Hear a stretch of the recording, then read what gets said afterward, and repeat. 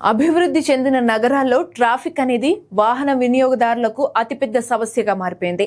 దీనిని పరిష్కరించే దిశలోనే జపాన్ విమానయాన సంస్థ ఆల్ నిప్పాన్ ఎయిర్వేస్ అడుగులు వేస్తోంది. ఈ ఎయిర్వేస్ కాలిఫోర్నియాకు చెందిన స్టార్టప్ జాబీ ఏవియేషన్ తో భాగస్వామ్యం ద్వారా జపాన్లో ఎలక్ట్రిక్ ఎయిర్ టాక్సీలను ప్రవేశపెట్టడానికి సన్నాహాలు చేస్తోంది.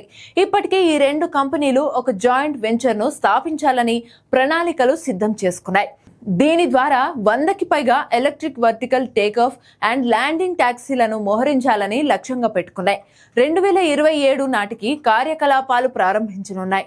జపాన్ కంపెనీ తయారు చేయనున్న ఎలక్ట్రిక్ ఎయిర్ టాక్సీలు 5 సీట్లను కలిగి ఉంటాయి. ఇందులో ఒక పైలట్, 4 ప్రయాణికులు మాత్రమే ప్రయాణించగలరు.